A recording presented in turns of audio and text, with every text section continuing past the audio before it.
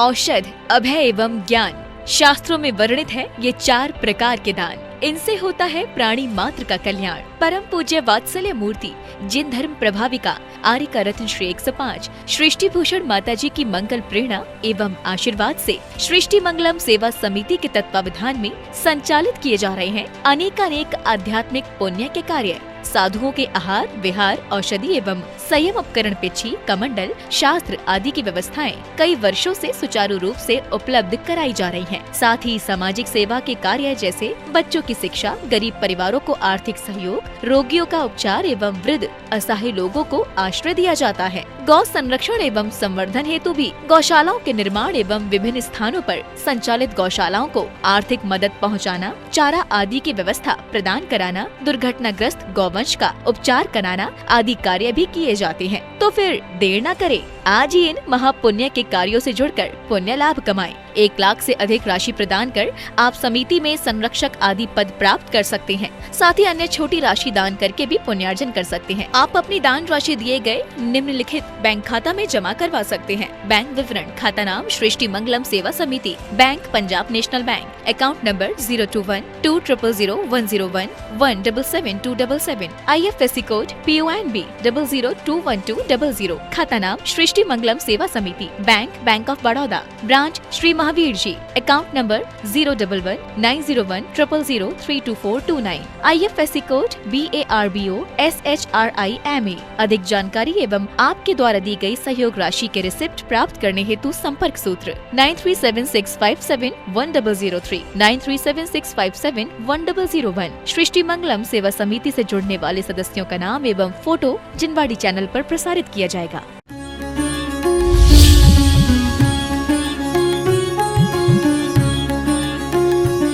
तू कहे तो उन्हें सूली पे चढ़वा दूं, तू कहे तो उन्हें भुस भरवा दूं, तू कहे तो कोड़े पिटवा के मरवा दूं।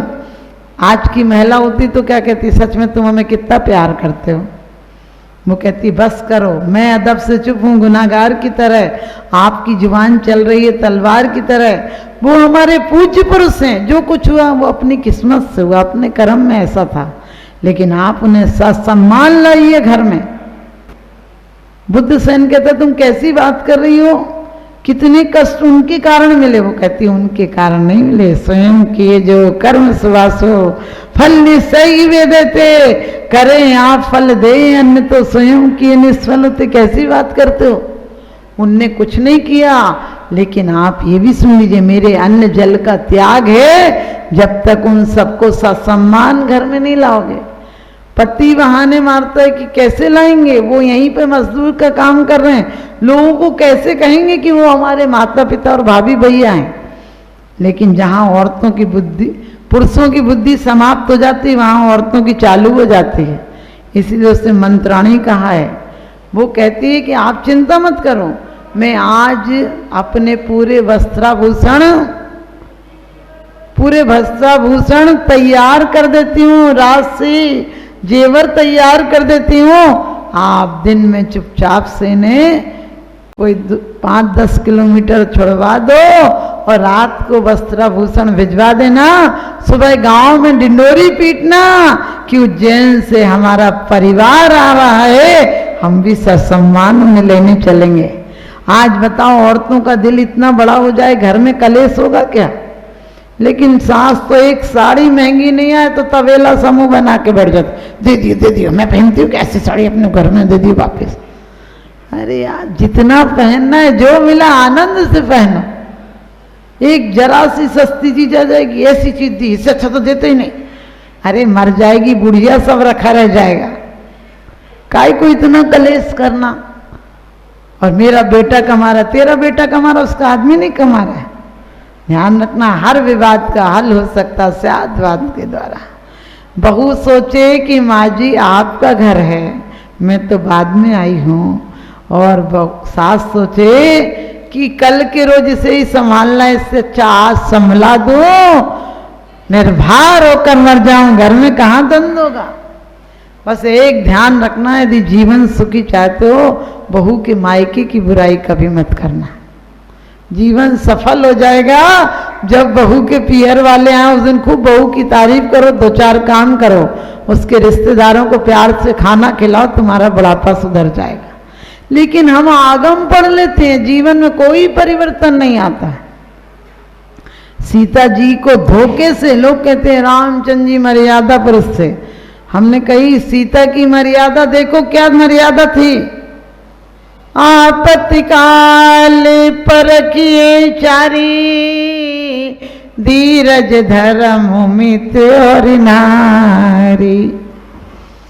जब राम वन को जाने लगे तो दशरथ ने कहा था, बेटा तुम वन को मत जाओ, तुम क्यों जा रही हो, तुम भवनों में रहने वाली जंगल की खाक कैसे छानोगी। जनक को क्या जवाब दूंगा, मैं वचन देकर आया था कि तुम्हारी लाडली को पलक पावड़े रखूंगा, कभी धूप नहीं लगने दूंगा, क्या मुंह से जवाब दूंगा। यदि बेटा तेरा राम के बिना मन नहीं लगता तो तू मायके भेज दूंगा ससम्मान। वो कहती है मैं कायर पत्नी नहीं हूं, कांटों के पथ पर पति के आगे कांटा चुनना जानती हूँ और सुख में परछाई की तरह पीछे चलना जानती हूँ। उस ऐसी सीता को जो 16 दिन तक अनाज नहीं लिया राम के लिए, जो राम राम रटती रही, एक धोबी के कहने से तीर्थ यात्रा के बहाने छुड़वा दिया। लेकिन औरत का धैर्य धर्म और धीरजता देखो। वो कहती मेरे पति देव से निवेदन करना, लोकावाद के भय से मुझे छोड़ दिया, धर्म को मत छोड़ देना। आप यही पद्म पुराण पढ़ा, आप लोगों ने कुछ पढ़ा है तो समझना, जीवन में नहीं आ पाए तो कोई मतलब नहीं। यदि उपयोग नहीं कर पाए ज्ञान वृथा ही जाएगा, और लाद पुस्तकें गदा पीठ पर क्या ज्ञानी कहलाएगा। दिमाग पर भी लदाई हुआ है ज्ञान, हमने इतना पढ़ लिया, इतना पढ़ लिया, इतने उपास कर लिए, कोई उपास नहीं कर पाता, कोई बात नहीं। ये मत कहो 16 उपास होंगे, 16 कारण के 16 होंगे। पानी पी लिया तो गल जाएंगे, हमने कहा बर्फ का टुकड़ा है जो गल जाएंगे। बोले पाप लग जाएगा, हमने कहा पाप छूत की बीमारी है, क्या लग जाएगा। अरे परिणामों में संक्लेश नहीं आना चाहिए, जितनी शक्ति उसे नहीं छुपाना चाहिए। तो ध्यान रखना, मैंने कहा था नजर को बदलो, आज यही घर स्वर्ग हो जाएगा।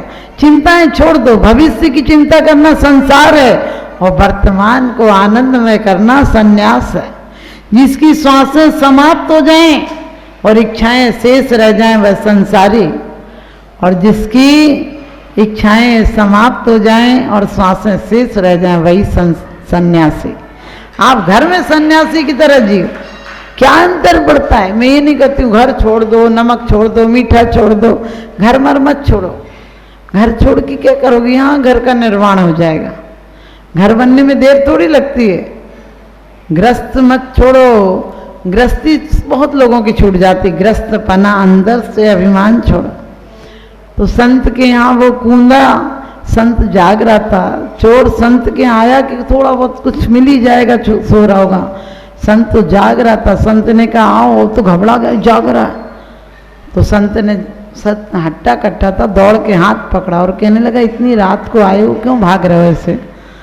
उसने कहा नहीं नहीं मैं तो आया था। बोले अरे तुम कोई काम से आए होगे, मुझे पता इतनी दूर गांव से बाहर आए हो, बिना काम के तो कोई आता नहीं। तो तुम बैठो, ठंडी के दिन है, ठंडी की रातें हैं, थोड़ा सा दूध रखा है, बोरसी में रखा है, गर्म है, तुम पी के जाओ। उसको दूध दिया। अब वो तो घबरा गया कि ये मुझे दूध और पिला रहा है। कहने लगे ठंडा है, ठंडी के दिन है। अपना कंबल उड़ा दिया चोर को और बोला बैठो। चोर बोला हमें जाना है। तो कहने लगा आज तुमने हमें सम्राट बना दिया, आज तुमने आकर हमको अमीर बना दिया, क्योंकि चोर तो अमीरों के घर जाते हैं, हम फकीरों के यहाँ तो कभी कोई आता नहीं। आज तुमने इतना सम्मान दिला दिया, लेकिन मुझे दुख हो रहा है कि तुम आए और हम तुमको कुछ दे नहीं सके। क्यों, कभी आओ, आगे से आओ तो बता के आया कर, तुम थोड़ी ज़्यादा भीख मांगे ताकि तुम्हारे कुछ काम के लायक इकट्ठा कर सकें। अब उसे तो चक्कर आने लगे, चोर को कहने लगे भैया इतने चोरों के यहाँ गया था, कभी कोई ने ऐसा खातिरदारी नहीं की। कंबल उड़ा रहा है, दूध पिला रहा है और कह रहा है बता के आना चाहिए, ऐसी बेइज्जती होती है हमारी, तुम कितनी दूर रात को आए हो, कुछ लेके जाना चाहिए। वो तो जाने लगा। उसने कहा बैठ जा, 2 मिनट तो बैठ, ढूंढ के देता हूँ। उस पर 100 रुपये पड़े थे, उसने 100 रुपये दिए, चोर को कहने लगा, ले वो इतनी दूर आए तो कम से कम कुछ तो लेके जाओ, आगे से बता के आना, तो मैं 500-700 रुपये इकट्ठे करके रखूँगा। वो तुरंत भागने लगा, कहने लगा, पागल, पैसे तो कल ख़त्म हो जाएंगे, कम से कम धन्यवाद तो देता जा, धन्यवाद जीवन भर काम आएगा। उसने कहा धन्यवाद। तो फिर संत बोला कि देख, यदि हो सके तो मुझे 10 रुपया दे जा, किसी को सुबह जरूरी है, देना है, उससे बोल रखा है। उसने 10 रुपये दिए और जाने लगा। कहने लगा, भैया अगली बार आओ तो बता के आना। दरवाजे तक भेजने और गया, अपना कंबल भी दे दिया। कोई 6 महीने बाद चोर किसी बड़ी चोरी में पकड़ा गया और उस फकीर के दर्शन करने लोग आते थे, कंबल पहचानते थे। लोगों ने कहा, देखो ये इतना बड़ा चोर है कि उसके यहाँ भी इसे कंबल चुरा लाया, हम लोग पहचानते हैं उसी के कंबल है। अब चोर को भी पता था कंबल तो उसी का है, लेकिन डर भी था कि उसने कह दिया कि चोर है तो आज तो फांसी लग जाएगी। राजा ने उसको बुलाया और कहने लगा, ये तुम्हारे घर गया था? कहने लगे हाँ।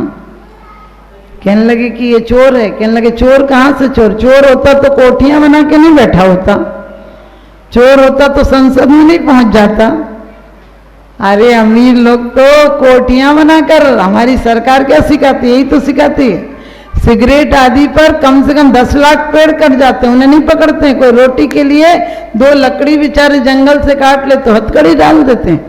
हमारी सरकार चोरी सिखाती है। ये होता तो कहीं चोरी कर रहा होता, बढ़िया चोर होता तो आज कहीं कोठियां बना के, भी बहुत साहूकार आदमी है। कहने लगे तुम्हारे घर से कंबल नहीं लाया? बोले नहीं, ये तो हमने इसको भेंट किया था, बदले में ये हमको 10 रुपये दक्षिणा देकर आया था, और मैं जब से ढूंढ रहा हूँ कि इसे वापस कर दूं तो आज आपकी कृपा से मिल गया, वरना मिल ही नहीं रहा था। इतना साहूकार है कि 10 रुपये देकर आया था, फिर लेने नहीं आया। तो राजा ने कहा मतलब? बोले मतलब तो जो लोग गरीबों की मजबूरियां नहीं पहचानते उन्हें सजा दी जानी चाहिए। हम साम्यवाद की बात करते हैं, एक तरह अमीरों के पास अरबों रुपए हैं, एक बार गरीबों के लिए, कोई भूख के लिए तड़प रहा है, ये समाजवाद है क्या? ध्यान रखना। और संत ने कहा कि इतना बड़ा संत आदमी है, इसको क्यों फांसी पे चढ़ा रहे हो? और वो राजा ने उसे मुक्त कर दिया। उसने कहा आज से मैं भी तुम जैसा सन्यासी हो गया, धन्य तुम्हारी नजर कि चोर भी तुम्हें साहूकार नजर आता है। हम भी ऐसी ही समीचीन नजर आए कि किसी की बुराइयां, सोचो यदि किसी ने गाली दे दी, बुराई कर दी, ये उसकी हेडेक के, बेचारा तकलीफ में है, जलन में है, अशुभ कर्म का उदय है, जो इतना आकुलित है। हमसे हो सके तो हम 2 बात कह के उसके दिल को ठंडक देंगे, अपने दिमाग को ऐसी रखेंगे। ध्यान रखना, आप सब अपने जीवन में सबको हरा भरा रहने दो, ये जीवन का सार है। और 2 शब्दों में जीत है भैया, 2 शब्दों में हार है। क्रोध और घृणा में हार है, और प्रेम और दया में जीत है। सब पर दया करो, ये धर्म की शुरुआत है। आप सब अपने जीवन में आनंद में जिए। कल क्या होगा, कितना छोड़ जाओगे? जितना छोड़ोगे, जितना जोड़ोगे उतना ही छोड़ोगे। इसलिए अपनी तरफ से गरीबों के लिए, संतों के लिए, हमसे सब लोग कहते हैं आप माता जी संतशाला बनाओ। हमने कहा संतशाला नहीं बनाएंगे। संतशाला बनाएंगे तो एक कोठरी में कैद होकर रह जाएंगे, एक मंदिर बनाएंगे तो उसी के इर्द गिर्द घूमते रह जाएंगे। सारे मंदिर हमारे हैं और पूरी दुनिया संत है। हमारा दिल इतना बड़ा बनाएंगे। आप सब भी कभी किसी तीर्थों पे जाते हो, माता जी हम क्या करते, मन तो कर रहा था, क्या नहीं करते? अपना बच्चा बीमार हो जाएगा तो मीटिंग करते हो क्या? तत्काल उसका उपचार करते हो। लोग हमसे बोलते माता जी कल्याण हो जाए, ऐसा कोई सा शास्त्र बता दो। हमने कि तुम्हारे घर में आग लग जाए फिर हमारे पास आते हो क्या कि कोई शास्त्र बता दो, कौन सा पढ़ें जिससे आग बुझ जाए? नाग दिख जाए फिर आते हो हमारे पास कि माता जी सर्फ दिख रहा है, क्या करें, कौन सा मंत्र पढ़ें? अरे आग और नाग दिखता है, निकल जाते हो घर। ऐसी अपने अंदर से आग कौन सी है? राग की आग है, मिथ्यात का नाग है। इससे बचने की कोशिश करो। मिथ्यात का नाग बहुत खतरनाक है। आप सब वैराग भावना में पढ़ते हो। समय हो गया, मैं अपनी वाणी को विराम देती हूँ। समझदारों के लिए इशारा काफी है। आज से स्वर्ग में जिएंगे। हमारी वाणी से हम घर में भी चिल्लाते ही चीखते ही रहते हैं। अरे क्यों चीखते हो? कहते तुम्हारी शान घट गई होती कि रुतबा घट गया होता। जो गुस्से में कहा तुमने वही हंसकर कहा होता। हम बड़े बुजुर्गों के लिए ऐसे बोलते हैं, खाना बन गया, कह के आओ दादी से, खाना खा लेंगे। अरे वो प्यार से भी कह सकते, दादी जी आप खाना खा लीजिए। कभी भी अपने बाप के पास बाप जिंदा हो तो कभी महीने में 15 दिन में एक गिलास उसके पास भी बैठ के खा लिया करो। धन्य हो जाएगा बाप। तुम बाप ने तुम्हें शहजादों की तरह पाला है, तुमने बादशाहों की तरह जिंदगी देना। बोलिए आदिनाथ भगवान।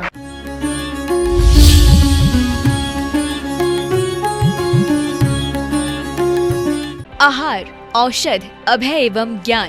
शास्त्रों में वर्णित है ये 4 प्रकार के दान। इनसे होता है प्राणी मात्र का कल्याण। परम पूज्य वात्सल्य मूर्ति जिन धर्म प्रभाविका आर्यका रत्न श्री 105 सृष्टि भूषण माता जी की मंगल प्रेरणा एवं आशीर्वाद से सृष्टि मंगलम सेवा समिति के तत्वावधान में संचालित किए जा रहे हैं अनेकानेक आध्यात्मिक पुण्य के कार्य। साधुओं के आहार, विहार, औषधि एवं संयम उपकरण, पिछी, कमंडल, शास्त्र आदि की व्यवस्थाएं कई वर्षों से सुचारू रूप से उपलब्ध कराई जा रही हैं। साथ ही सामाजिक सेवा के कार्य जैसे बच्चों की शिक्षा, गरीब परिवारों को आर्थिक सहयोग, रोगियों का उपचार एवं वृद्ध असहाय लोगों को आश्रय दिया जाता है। गौ संरक्षण एवं संवर्धन हेतु भी गौशालाओं के निर्माण एवं विभिन्न स्थानों पर संचालित गौशालाओं को आर्थिक मदद पहुंचाना, चारा आदि की व्यवस्था प्रदान कराना, दुर्घटनाग्रस्त गौवंश का उपचार कराना आदि कार्य भी किए जाते हैं। तो फिर देर न करें, आज ही इन महापुण्य के कार्यों से जुड़कर पुण्य लाभ कमाएं। 1 लाख से अधिक राशि प्रदान कर